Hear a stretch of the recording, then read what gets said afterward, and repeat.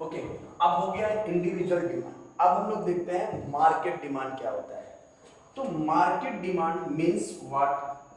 Market demand, market demands refers by a market demands refers to demand made by all individual person।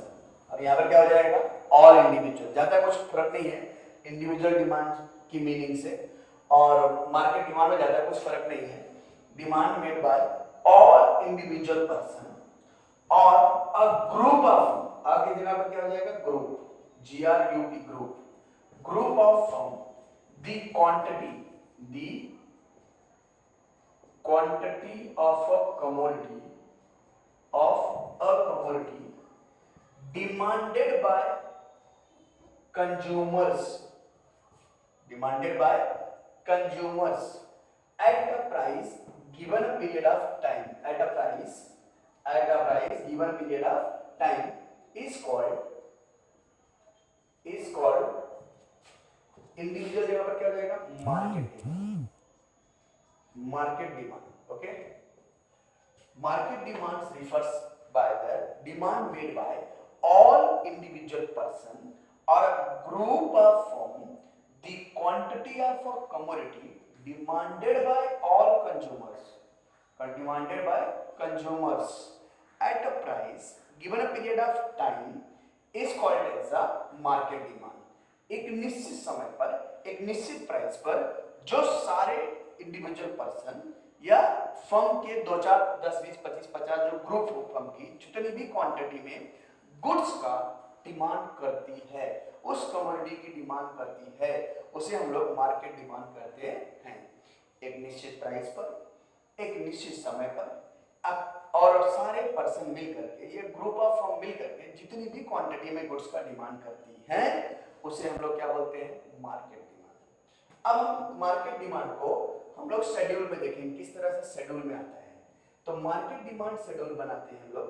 तो market demand schedule, schedule मतलब table, ये आपका दिया हुआ है price, बराबर है। उसको 3 पार्ट में डिवाइड किए हैं, 3 कंज्यूमर में। मान लिया हम लोग में 3 कंज्यूमर है, सारे जितने भी कंज्यूमर है पूरे इंडिया भर में, तो हम लोग बोर्ड पे प्लॉट तो कर नहीं सकते करोड़ों के, तो ऐसा मानते हैं, एज्यूम करते हैं कि 3 ऐसे कंज्यूमर हैं जो डिमांड मतलब मार्केट डिमांड में आते हैं। तो जैसे इसमें दिया हुआ का price, demand of A person, B person और C, demand of A, demand of B, demand of B, demand of C, demand of C, और ये आपका total market demand, total demand आपका हो गया, टोटल डिमांड। ठीक है, तो प्राइस कितना दिया? 1 2 3 4 5। तो अगर प्राइस 1 रुपया थी तो ए का डिमांड समझो 50 था, ए का डिमांड कितना था? 50। बी का डिमांड कितना था? 60। सी का डिमांड 40। कुछ भी कर सकता है, ए 50 डिमांड कर सकता है 1 रुपया प्राइस में, तो बी 60 यूनिट डिमांड कर सकता है, सी 40 कर सकता है, या 45 ले सकता है, 45 कर सकता है, बराबर है।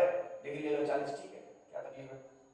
ठीक है, प्राइस कम होकर के बढ़ करके 1 से अगर 2 हो जाती है, प्राइस अगर बढ़ करके इंक्रीज होकर के 1 to 2 हो जाती है, तो प्राइस बढ़ेगी तो डिमांड कम होगा। तो ए का डिमांड 40 हो गया, बी का डिमांड 45 हो गया, और सी का जो डिमांड था वो 35 हो गया, बराबर है। अब प्राइस 3 रुपया था, प्राइस बढ़कर के 3 हो गई, तो डिमांड इसका हो गया 30, इसका हो गया 40, इसका हो गया समझो इसका अगर हो जाएगा 40 और इसका हो जाएगा 30, और प्राइस बढ़कर कितना हो गया? 4। 30 की डिमांड हो गई, 20 कम हो गई, 30 कम होकर के 20 हो गई, इसकी डिमांड कम होकर के 30 हो जाएगी, इसकी कम होकर के 25 हो जाएगी, और भी प्राइस कितना हो गया? 5, ये हो गया 10, ये हो गया 15, और ये हो जाएगा 15। ठीक है, तो टोटल मार्केट डिमांड कितना हुआ? ये 150 हो जाएगा, और ये हो गया 80 120, ये हो गया कितना 100, ये हो गया 75, ये हो गया 40। ठीक है, तो इसमें कहने का मतलब ये है कि प्राइस अगर बढ़ती रहेगी तो टोटल मार्केट डिमांड भी क्या होता जाएगा, कम होता जाएगा। प्राइस कम होती जाएगी तो टोटल मार्केट डिमांड भी बढ़ता जाएगा, क्योंकि प्राइस और डिमांड में इनवर्स रिलेशन होता है। तो इसका भी जो डिमांड है, अब हमको इसको एक्सप्लेन करेंगे, कैसे करेंगे कि price of a commodity is 1 rupees, तो A demand 50 units, B demand 60 units and C demand 40 units, means total market demand is what, 150 units. When the price rise 1 to 3, the total market demand will decrease and falls to 50 to 30 of A and 60 to 40 B and 40 to 30 C. The total market demand is falls to 150 to 100. As the price rise 3 to 5, the total demand falls to 30 to 10 units of A, 40 to 15 of B, 30 to 15 of B, and total market demand falls 100 to 60 units. It indicates that price and demand has a inverse relation. This can be better understood with the help of curve. तो हम लोग curve बनाते हैं, तो curve में देखिए यहाँ पर कर्व कैसा आएगा, टोटल मार्केट डिमांड का कर्व भी सेम ही आएगा, वैसे सेम। तो y एक्सिस है और ये x एक्सिस है, ये क्वांटिटी ऑफ डिमांड है और ये आपका जीरो, ये आपकी दी हुई है प्राइस।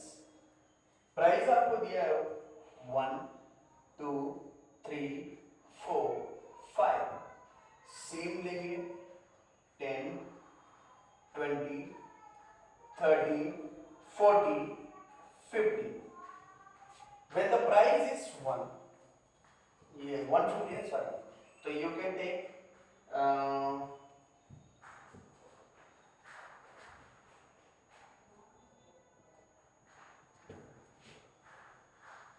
30 60 8 90 120 150। ठीक है, प्राइस कितनी थी 1, तो डिमांड कितना था 150, तो प्राइस इज 1, डिमांड इज 150। मैंने 30 30 का गैप दिया है इधर, मैंने 30 30 का गैप दिया है, 30 60 90 120 150। ठीक है, तो जब प्राइस 1 थी तो डिमांड कितना था 150। तो फिर से लिख देता हूं, आपको नहीं दिखाई दे रहा होगा तो यहाँ पर क्वांटिटी ऑफ डिमांड, ये 30 60 90 120 और 150। ठीक है, when the price is 2, the demand is what 120, price 2 थी तो डिमांड कितना था 120, प्राइस 3 थी तो डिमांड कितना था 100, प्राइस 3 हो गई तो डिमांड कितना था 100, मतलब 100 100 के थोड़ा सा आगे ये वाला पार्ट हो जाएगा। उसके बाद प्राइस कितनी थी 4, तो टोटल डिमांड 75, 4 दैट इज 60 के आ गया 75, ये हो गया। ठीक है, when the price is 5, total market demand is 40, 5 and 40, 30 के आगे 40 हो गया। ओके, तो ये जो कर्व आया ये कैसे जाएगा, ये डाउनवर्ड की तरफ जाएगा, देखिए ये, तो that is the market demand, that is a D मतलब मार्केट डिमांड कर्व। तो इसको हम लोग डिमांड कर्व की मीनिंग लिखेंगे, ग्राफिकली प्रेजेंटेशन ऑफ, क्या बोलेंगे, graphically presentation of market demand schedule, graphically presentation of market demand schedule, it represent total demand curve, it represent total demand curve। फिर से देखेंगे एक बार, graphically presentation of total market demand schedule, it represent total demand curve। अब इसको explain, ये demand total demand का meaning हो गया, टोटल डिमांड का मीनिंग हो गया। अब उसके बाद हम लोग इसका एक्सप्लेनेशन लिखेंगे। एक्सप्लेनेशन, ये ध्यान रखिएगा कि कभी भी ये टोटल मार्केट डिमांड भी 4 मार्क के लिए पूछा जा सकता है शॉर्ट नोट्स, इंडिविजुअल डिमांड भी 4 मार्क के लिए पूछा जा सकता है। ओके, तो जब 4 मार्क के लिए पूछा जाएगा तो पहले मार्केट मीनिंग, बराबर, मार्केट डिमांड की मीनिंग, उसके बाद शेड्यूल, शेड्यूल का एक्सप्लेनेशन, फिर कव का डिमांड कव, टोटल मार्केट डिमांड कव, उसके बाद उसका एक्सप्लेनेशन। एक्सप्लेनेशन क्या दोगे, y axis represent the price of commodity, x axis represent the quantity of demand. As the price, when the price is 5, the total market demand is 45. Total market demand is 40. Total market demand is 40. When the price is falls 5 to 3, the total market demand increase to 100. Increase to 100. When the price is falls 3 to 1, the total market demand will rise 150 units. The demand curve goes downward from left to right. Okay, तो ये आपका हो गया total market demand, total market demand. तो demand की meaning क्या थी, demand is desire backed by ability and willingness to pay the price is called as the demand. Demand is desire backed by ability and willingness to pay the price is called as the demand. उसके बाद हमने क्या देखा था, demand is equal to desire plus ability to purchase plus willingness to spend. इसको bifurcate करेंगे हम लोग, ये 3 पार्ट को हम लोग पार्ट में डिवाइड करेंगे थोड़ा सा। उसके बाद ability to purchase means purchasing power, willingness to spend मतलब स्पेंड करना, पैसे खर्च करने वाले होने चाहिए। ठीक है, तो डिमांड 2 तरीके के होते हैं, इंडिविजुअल डिमांड और दूसरा मार्केट डिमांड। इंडिविजुअल डिमांड की मीनिंग हमने देखी थी, individual demand refers made by demand made by the individual person और a firm, the quantity of a commodity demanded by consumer at a price given a period of time is called as an individual demand. Market demand में मैंने देखा था, market demand refers made by demand made by the individual person, all individual person or a group of firm, the quantity of a commodity demanded by all consumers at a price given a period of time is called as a market demand. तो market demand schedule की meaning देखी हम लोगों ने, schedule बनाया और उसको explain किया, फिर उसका कर्व बनाया, फिर मार्केट डिमांड शेड्यूल का कर्व का मीनिंग लिखा, फिर उसके बाद उसका एक्सप्लेनेशन किया। ठीक है, इतना करने के बाद आपको 4 मार्क्स मिलेगा, that is called as a market demand. Okay, अब हम लोग देखते हैं टाइप्स ऑफ डिमांड। अब हम देखेंगे इसमें types of demand. Types of demand में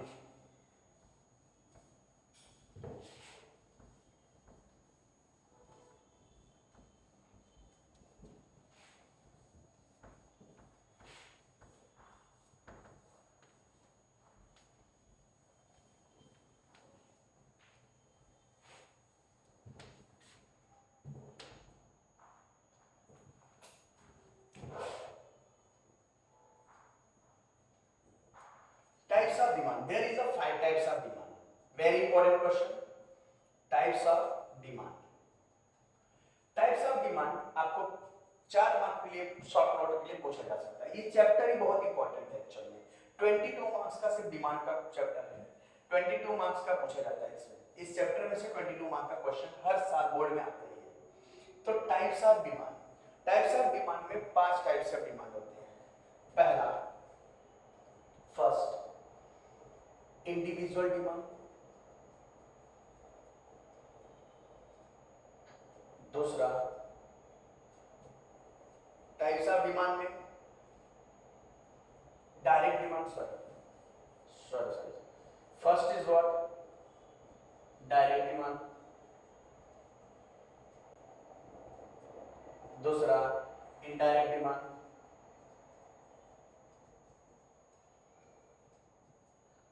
third joint demand,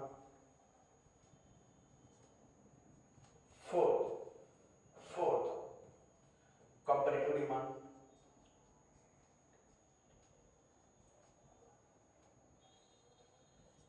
fifth composite demand.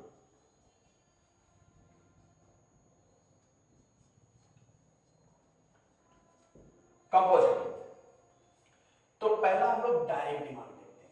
5 demand है, direct demand, indirect demand, joint demand, comparative demand और कंपोजिट डिमांड, बराबर है। तो डायरेक्ट डिमांड का मतलब क्या होता है? Direct demand are those demand which are directly satisfy consumers need. Direct demand देखिए 5 टाइप्स ऑफ डिमांड है। पहला डायरेक्ट डिमांड, दूसरा इनडायरेक्ट डिमांड, तीसरा जॉइंट डिमांड और चौथा कंपैरेटिव डिमांड और पांचवा कंपोजिट डिमांड। तो पहला हम लोग देखते हैं डायरेक्ट। डायरेक्ट डिमांड क्या होता है? Direct demand are those demand which are directly satisfy consumers need. Direct demand वो डिमांड है जो डायरेक्टली कंज्यूमर की नीड्स को सेटिस्फाई करे, उसे हम लोग क्या बोलते हैं? Direct demand. For example readymade garment, लेके आया पहन लिया। पानी पूरी आपकी डायरेक्ट वांट को सेटिस्फाई करता है, इनडायरेक्ट वांट को सेटिस्फाई नहीं करता, ठीक है। पापा खा लिए तो आप खा लिए, ऐसा पॉसिबल नहीं है। कपड़े हम पहनते हैं, हमारी डायरेक्ट वांट को सेटिस्फाई करता है, तो डायरेक्ट डिमांड में आता है। तो कंज्यूमर की वो वांट जो डायरेक्टली कंज्यूमर की वांट को सेटिस्फाई करता है, उसे हम लोग क्या बोलते हैं? Direct demand. Direct demand are those demand which are directly satisfy consumers need. For example readymade garment, readymade garment, ठीक है, और वड़ा पाव एक्सेट्रा, ठीक है। तो that is called as a direct demand. Indirect demand, indirect demands create a indirect demand are those demand which create a new capital goods.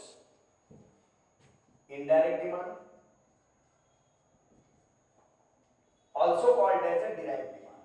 Indirect demand को हम लोग derived demand भी कहते हैं। derived demand का मतलब क्या होता है? Indirect demand means those demand which are demanded by other capital goods that which are used to produce the other goods.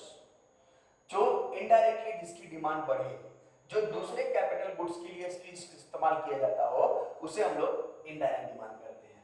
तो all the factors of production, all the factors of production all called as a indirect demand. तो जैसे land, labour, capital, तो जितनी भी चीजें हैं इनकी demand क्या है? इनडायरेक्ट डिमांड है। अभी जैसे लैंड, ये समझो ये सोशल क्लासेस है। सोशल क्लासेस में बच्चों की डिमांड बढ़ी, बच्चों की एडमिशन ज्यादा हो गए, तो मुझे क्या 4 क्लासरूम से 5वां क्लासरूम करना पड़ेगा। तो बच्चों की डिमांड बढ़ी, बच्चों की डिमांड बढ़ी, तो मुझे एक रूम और भाड़े पे लेना पड़ेगा या परचेस करना पड़ेगा। तो लैंड की डिमांड कब बढ़ेगी? जब बच्चों की डिमांड बढ़ेगी, ठीक है। तो उसे हम लोग लैंड बोलते हैं। जैसे अभी नॉर्मल समझो कि मैं टी शर्ट बनाता हूँ, मैं टी शर्ट बनाने वाला मैं गारमेंट की कंपनी चलाता हूँ, तो मैं टी शर्ट बनाता हूँ। तो टी शर्ट का सिचुएशन क्या है मेरे कि जैसे टी शर्ट का 1000 डिमांड है हर महीने मेरे टी शर्ट का नाला सोपारा में डिमांड है। तो मैंने 2 रूम लिया हुआ है भाड़े पे और 10, 12, 20 मशीन डाले हुए हैं, तो मैं टी शर्ट 1000 टी शर्ट बना देता हूँ।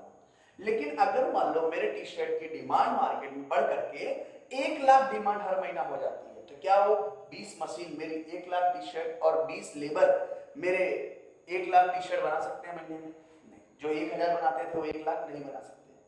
बहुत मेहनत करेंगे तो 20,000 बना देंगे। तो उसके लिए मुझे क्या करना पड़ेगा? 1 लाख की डिमांड मुझे टी शर्ट बनाने के लिए मुझे क्या करना पड़ेगा? 4-5 गाले और भर लेने पड़ेंगे और 20-25 और मशीन बिठाने पड़ेंगे, 20-25 और लेबर लगाने पड़ेंगे, रॉ मटेरियल मंगाने पड़ेंगे। तो हर चीजों की जो डिमांड है, ये सब जो रॉ मटेरियल की डिमांड है, लेबर की डिमांड है, लैंड की डिमांड है, मशीन की डिमांड है, ये सब क्या है? Indirect demand. क्यों? डायरेक्ट तो डिमांड किया नहीं मैंने। क्यों? मेरे टी शर्ट की डिमांड बढ़ने से इन सब की डिमांड बढ़ गई, टी शर्ट की डिमांड बढ़ने से इन सब की डिमांड बढ़ गई, तो उसे हम लोग क्या बोलते हैं? इनडायरेक्ट डिमांड या डिराइव डिमांड। समझे? तो that is called as a derive demand. उसके बाद joint demand. Joint demand are those demand, joint demand are those demand which 2 or more commodity satisfy a single want। जहां पर 2 or more commodity satisfy our single want, जहां पर दो या दो से अधिक कमोडिटी हमारी एक वांट को सेटिस्फाई करती है, तो that is called as a joint demand. When two or more commodity satisfy a single want is called as a joint demand. जैसे शर्ट, पैंट और बेल्ट हमारी कपड़े पहनने की वांट सेटिस्फाई, तीन चीज मिलकर हमारे एक कपड़े पहनने की वांट को सेटिस्फाई करता है. Shoes and socks and less, तो तीन चीज मिलकर के जूते पहनने की वांट को सेटिस्फाई करता है. और चौथा मतलब जैसे और भी, जैसे चाय पीना है मुझे, तो चाय पीना है मुझे, एक सिंगल वांट है चाय पीने की, लेकिन मुझे इसके लिए चाय पत्ती की जरूरत पड़ेगी, टी लीव्स की जरूरत पड़ेगी, मिल्क की जरूरत पड़ेगी, उसके बाद एक पॉट की जरूरत पड़ेगी, उसके बाद एक गैस की जरूरत पड़ेगी, और उसके बाद मुझे उसमें शुगर की जरूरत पड़ेगी, जिंजर की जरूरत पड़ेगी. मतलब 6-7 चीज मिल करके मेरी एक चीज की वांट को क्या करेंगे, सेटिस्फाई करेंगे. तो that is called as a joint demand. When two or more commodity satisfy a single want is called as a joint demand. Okay, जैसे टी पीना है तो चाय, शर्ट एंड पैंट.